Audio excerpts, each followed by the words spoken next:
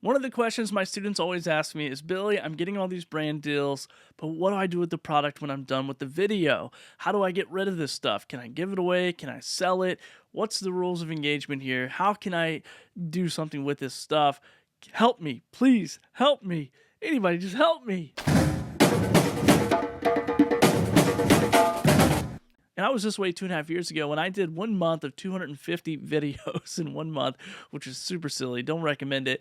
But then I thought, what am I going to do with all this product? I have all this product sitting on the shelf. It's driving me absolutely insane. How do I get rid of it? And I tried to give it to my neighbors, and I tried to, give it to my family and all that. But after a while, people were like, dude, you got to stop. You got to knock it off.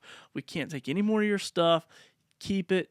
Don't talk to us, don't call us, don't ask us if we want it. The answer is no. So I had this big problem of, I was getting all this product. Now, what do I do with it? And then I thought, well, I'll turn it into revenue. I'll sell it. I'll resell it.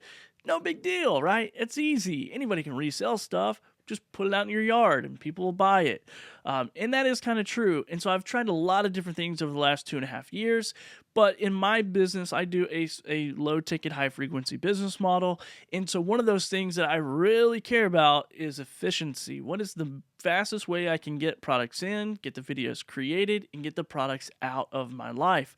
And so this is what I'm going to share with you in this video of how I've been able to do that and kind of give you different scenarios that I've done. So the first thing I tried to do was eBay. eBay, it's a huge platform, right? It's a huge marketplace. People are used to buying products on there. But what I came to find out was most of the products I'm selling are from overseas sellers. The names aren't very popular. The brands aren't very popular. A lot of new to market stuff.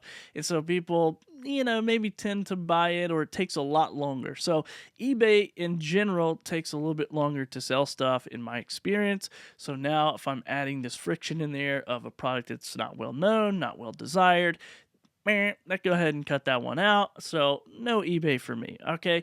The next thing I thought was, well, I'll just sell it on Facebook Marketplace. Facebook Marketplace is local. It's going to be super easy. People can come by and pick it up. I can give them great deals because I have zero cost of goods.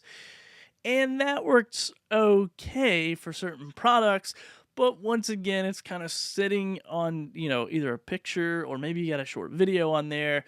People are kind of like, what is it? A lot of questions.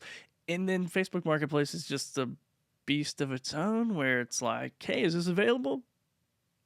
And nothing else. And you're like, you want to come pick it up? And 3 hours later, they don't show up. Or in my case, I had one guy did show up, but then couldn't get his Cash App to work. And then he wanted me to follow him to the ATM. And then he wanted me to hold his baby while he did the numbers. And then it was just really crazy and weird.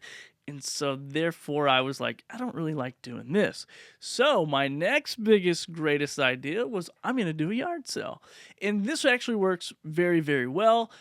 But as you know, yard sale people are looking for a deal. They're looking for pennies and nickel and quarter products, as to where I'm trying to get at least some dollars. And so this is great, but it's very limited weather, time of the year. It's very seasonal. It's really good to get rid of certain types of products that, even you can't sell online or you can't sell quickly online. It's a really good option for that. So it's still one of my options.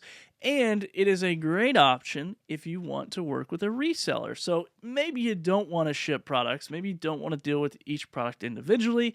You just want to get rid of it. And you want to get rid of it in bulk. So this is a really good opportunity to network with resellers in your area, is to do a yard sale, do a garage sale, or a rubbage sale, or whatever you call it. And people will come and you just ask them, hey, are you a reseller? Do you do this? Do you buy and flip stuff? And a lot of people do.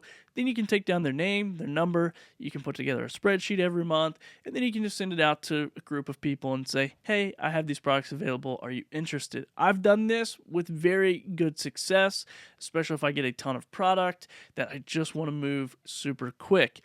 So that is another way to do it. And the pros and cons, once again, they're resellers, so they're trying to get the most amount of money that they possibly can out of that as well.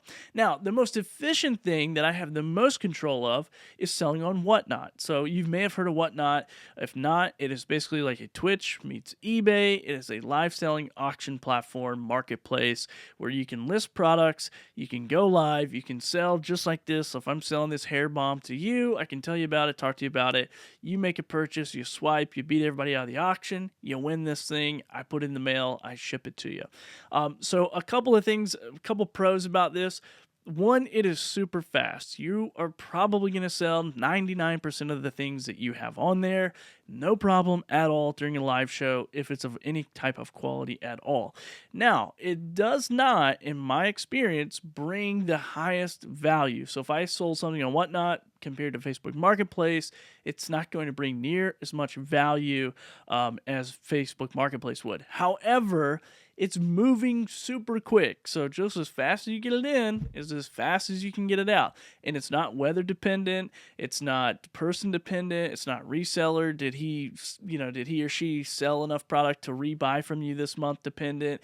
It's not dependent on someone on Facebook meeting up with you. It's literally wherever you're creating content, you can go live and you can sell right on Whatnot and liquidate, is what I would call it, that product. So I've done this about 17, almost 1,800 times in the last couple of years, and it's worked really well. So out of the 3,800 product videos I've done, about 1,800 of those have been shipped out through Whatnot. So pros and cons. One, the con is you got to get on there and you got to build an audience, right? So it is like social selling.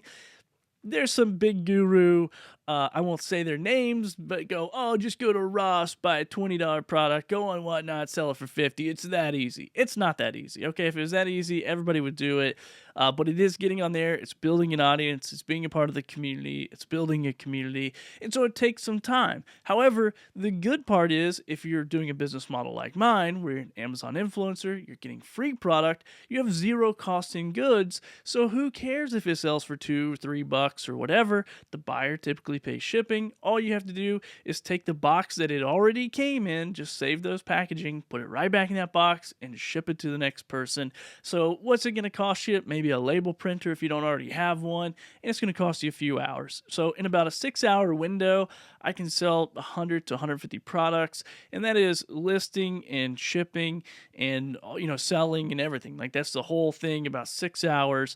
And out of 100 products, I typically make about $1,000 in profit. So if you are doing 100 products a month, or maybe you're doing 200 products a month, or whatever that is, you can get on there and sell pretty quickly. And I average probably $10 to $12 profit per item. And now that's a lot of different items. So once again, you're not going to bring close to retail. I would say 10-20% of retail value if you're lucky, but you can move it quickly and you can start generating cash from that. So if you're a UGC content creator, if you're an Amazon influencer, it's working with brands, if you're doing a lot of brand deals, if you're getting a lot of product and you want to get rid of it, I totally recommend Whatnot. So today, if you click on the link in the description below, you can see that you can go be a seller on Whatnot. If you just want to check it out and be a buyer, you can do that as well. And I am compensated by those guys. I think I get like $100 if you become a seller and you sell your first item.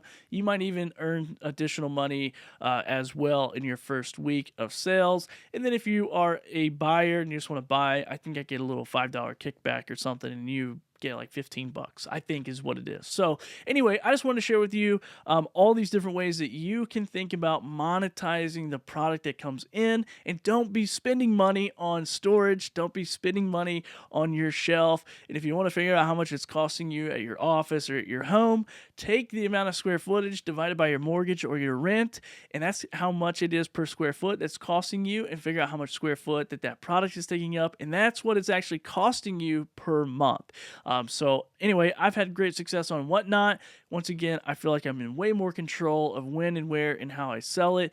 And I'm building a community on there of buyers, of people who go, I know you got product and I want to buy it from you. So there's a lot of resellers on there as well. A lot of opportunity to network and make some money. So if it were me and I'm you and I got a lot of product and I'm trying to get rid of it, I'd go sign up for Whatnot.